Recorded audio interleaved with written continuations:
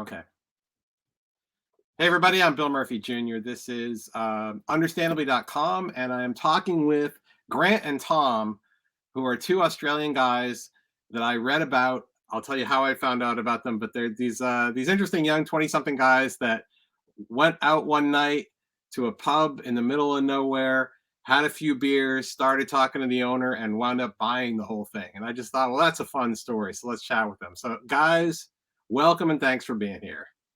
G'day, thanks for having us. How are you? I'm great. Why don't you, sorry, which is Grant and which is Tom? And we'll start with Grant that. here, Tom over there. Okay. And tell me, I just kind of butchered your story, but tell me where you guys are, how you end up there, and what's going on. Why am I talking to you today? Well, I'm a bit of a bush kid. I'm from the area out here in the outback, and Tom lives on a coastal town, Yeppoon. We went to school together when we were grade 7, which is 12 years old. We went down there. I went to boarding school, and that's where I met Tom. Yeah, I was living on the coast. Well, most of Australia lives on the coast, and only a small percentage of us lives out west. So currently we are 10 hours from the beach. So if you basically went to the east coast of Australia and Queensland and travelled 10 hours straight west, you'll hit us basically. So we're in the middle of nowhere, so to speak. Okay, and for people like me that haven't actually been to Australia and probably like looking you up on Google Maps right now, but it's kind of the northeastern part of Australia, right? Is that right?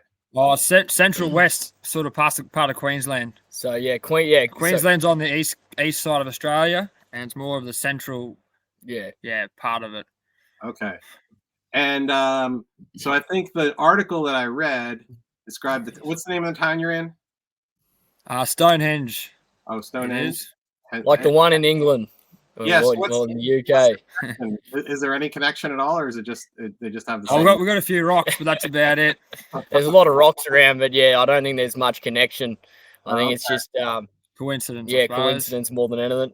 You put them in a little circle and create a tourist attraction. And... might have to. A miniature one. Yeah. So, small population, right? The town that you're in. Yeah, a town of about 12 people usually. Now 14. Now 14. Yeah. Now 14. No, I think there's more dogs than there are people in town. So put that together. Okay. So tell me the story. Grant, you said you're kind of from out that way, but how'd you wind up buying a bar on a? So we work on a quarry. It's about 5k out of Stonehenge. It's a rock quarry.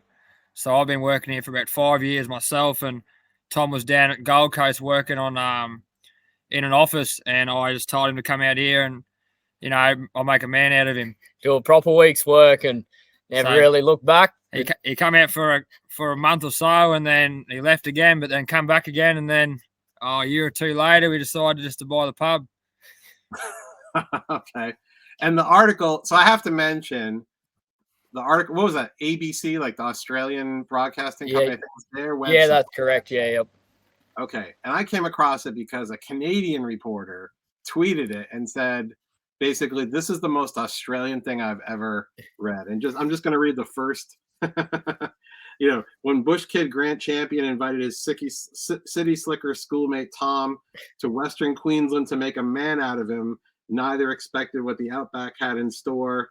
Talks about there's a lot of like Australian slang, which I assume American second nature to me, but every word in this story is Australian slang. So, but not to get too deep, but just the notion of like how old are you guys? 20 something? 25. Yeah, 25 now, but bought one more 24. Basically, I don't know. Well, we Tony Jackson, the guy we bought the hotel off, he's a local property owner, and Grant's family who own the rock quarry, they've been friendly with Tony for years and years, and basically he had a plan to sell the pub, and he sort of just dropped the idea to us one day, and we had a couple of beers and joked around about it, and by about 1 o'clock in the morning, we decided we'd buy it. Okay, so you knew him a little bit, but it was a pretty quick. I mean, it wasn't the first time you'd ever stepped foot in this place, and you're like, "Hey, we had 20 beers, and now next thing we wake up." No. We've had many drinks in there. Say again. We've had many drinks up in there at the pub and stuff. Yeah, we've shared a few on the other side of the bar, but now we get to sit on the other side of the bar and run the Yeah. place. Okay. But And it's pretty- as far as and- buying it went, that was probably about a 12-hour decision. Yeah. So what did it cost? Can you talk about that? Yeah, it's about $200,000 Australian, which Australian is dollars. probably Yeah. about 130 of your US American dollars. So probably about the same price as two brand new Dodgers or whatever you guys drive over there. Okay. Well, I mean, not nothing, right? I mean, that's it wasn't just take it over for me. You had to come up with some No, money. yeah. Yeah. Yeah. So But he's been good with us. We sort of use him as a bank more than anything. The banks wouldn't give us much money, so we just made up a deal with him to pay him back over a couple of years and give him a pretty good deposit. Yeah, so it's been good for both of us, really. There's no bank that would lend two 24-year-olds a couple of $100,000 to go and buy a pub. in a town of 12 people. Yeah, that's right. Yeah. It doesn't make sense, people really. passing through, or I'm wondering, and I understand it's not just a pub. Maybe it's actually a hotel, given that it's called a hotel. Maybe it's a store. It's kind of the central thing, right? You were saying if this weren't there, there'd be no town. It's the only business in the town. So we're the post office, we're the hotel, we're the grocery store, we're the pub. Fuel station, daycare when the parents when they want to drop their kids off.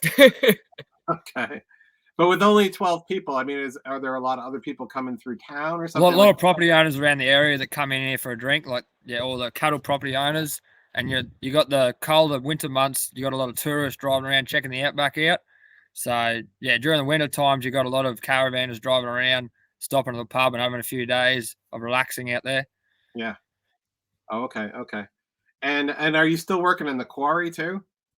Yeah, during the days we are, and then we just go in the afternoons. Well, that's where we are at the moment. I just Grant's been welding, and I just got off a loader. So we just pulled up for half an hour to have a chat to you guys. Oh, no kidding, huh? Okay. So you're at the quarry right now. So it's it looks very like sun bleached and everything. I can't tell what's going on behind you, except it looks hot. I don't know if it's hot. Yeah, no, it's starting to warm up all right. It should be about 45 degrees Celsius in no time. Okay. And I have no idea what that is in Fahrenheit, but I'm sure somebody will correct me. It seems pretty warm. Thinking hot anyway. Yeah, probably close to 100, I reckon. Halfway to boiling water. Yeah. Okay. So one thing I wanted to like I said, this article is so Australian, right? I mean, it makes sense. You're in Australia, Australian guys, Australian broadcasting thing. But I don't know, maybe as I was saying, like my take on what I know about Australia is like from watching Bluey with my daughter and Mr. In Between and a few other Australian shows, right? So I'm sure I have a completely. However, the thing that comes up all the time is like you guys use this word mates, right? Like friends, but it's more than friends. Yeah. I mean, it's not, and this seems like the ultimate mate story, like two drinking buddies that decide to buy a bar and like let's give it a go for a while. Am I reading too much into that? Because that just hit me as like the Australian. No, yeah. We've been very good mates since school, really, and after school we kept in touch. We catch up all the time down at like cities and stuff. And Tom just wanted a bit of a change, and he wanted to try the outback, so he moved out here to work with me. So here we are, and we bought the hotel. About the hotel. Now, what does it entail actually running it? Is it hard to run it? Does it run itself? Are you? We got a cook in there that sits in there during the days and looks after the place for us. He's an old retiree. Right. He's had a few pubs in his life. It just it runs itself, really. We got a couple of workers in there just to give him a spell in the busier months. A spell is a break for your American listeners. It's it's like going on break. That's what we call a spell. I knew that one, but please don't assume, because I'm that's how we'll wind up in a problem here. I'll have the whole because of you ever hear that saying, like well, I think they said about Americans and British, but probably Americans and Australians, like a single people separated by a common language. Yeah, pretty much. Got it. So how about this whole I was telling you guys that one thing that hit me was when I kind of scrolled down to that story, it said, oh, check out all these many other stories that this reporter and her colleagues have also done about other outback pubs and all the challenges. So this is like, is this kind of an iconic Australian thing, this sort of pub out in the middle of nowhere, or are you guys unusual? Well, you need pubs in the outback to sort of keep the the farmers and stuff going really, and just whoever's brave enough to pull on the pubs in the outbacks. Yeah, everyone wants to write a story about them, I suppose. Generally speaking, they don't make a hell of a lot of money, but without a pub in the town will die. You know, it's a central meeting point for everyone. It's where people come in and share a drink. You know, where in drought, everyone comes to the pub, and even in the good seasons, they'll still come into the pub. But yeah, you notice in a lot of small towns around here, if the pub shuts down, the whole town goes to shit, so to speak. Yeah, got it. And so you guys are 25 now, 24. There were like a lot of other single people out there, or is it mostly like farmers and families? I'm wondering, are you like the lone 20s? Not many local girls around town anyway. No, you got to drive a bit of a distance to see those sort of attractions, but Well, the closest town to us where you'd go to buy your groceries and that sort of thing is 150 k's away, so just really down the road for us. Hey, is buying your groceries, is that more Australian slang I didn't know about, since you're talking about shopping? You really meant buying your groceries. Okay. No. There's nothing more to that. What they call it in Australia. Okay, I didn't know that.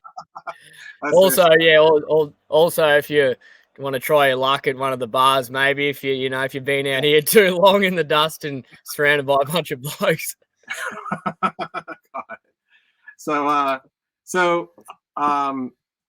don't know. Do you have like a, hey, we'll do this for a couple years thing in mind, or like, we'll just see what happens. Maybe next thing you know, 50 years will pass and we'll be the ones hanging out here. I hope not. Two other 20-year-olds and we'll sell it to them. Or what do you think? No, I don't. Yeah, I don't think it's going to be a very long-term, business venture. But it's more just the fact that not many people can say that they've bought and owned a hotel at our age. So we just thought, stuff it, we'll give it a go, and if if the place burns down on us and we go broke, so be it. Yeah. Do you think I'm finding this a very interesting story in a lot of ways. Sorry, it looks like there's a lot of flies there or something. I'm like, oh man, here. But so I write a lot about entrepreneurship and small business, and it's funny because I didn't even approach this really from a small business story. But has either of you guys ever run a business before? No. We haven't even worked in a bar or like served a beer to anyone before we took over. So no hospitality experience at all. We just went straight in the deep end and gave it a go. Okay. Now, do you think at all about, if the two of us can run a bar in the middle of nowhere and make it go, we could probably do other businesses or things like that? Or do you think that way at all? No, certainly. Yeah, I reckon we could give it a go, but we'll just see how the next couple of years go, and we'll just take each day as it comes. Yeah. Fair enough, guys. Fair enough. Cool. So, all right. Sorry, I'm looking through here because there's so many great lines in this, and I just want to make sure I don't miss a chance to. I mean, I've never heard of anybody refer to drinking as just a big night on the piss, but I thought that was that's hilarious, man. Of course, that's what they call it. Okay. And Tony Jackson's still around, still checking in on you guys. He's in there once a week, nearly having a beer and a meal. And where our quarry is, he actually owns a property we're on, so we see him a fair bit at the quarry as well. Oh, okay. And I have this vision of that being like really hard outdoor work. I mean, just saying it's a quarry. I'm like, you're not. Yeah. There's a lot of dust and dirt, and hot days and hard work. Yeah. Flies. Probably a good thing to own the pub next to guys doing that kind of work. That makes sense to me. Yeah, that's it. You definitely need a cold beer after a long day of work anyway. Yeah. All right. Well, hey, next time I'm in Australia, I will absolutely come by. I'll still be running it. I don't know. But absolutely, Bill. Much. It's a lot of fun. I'm glad we're able to connect to here.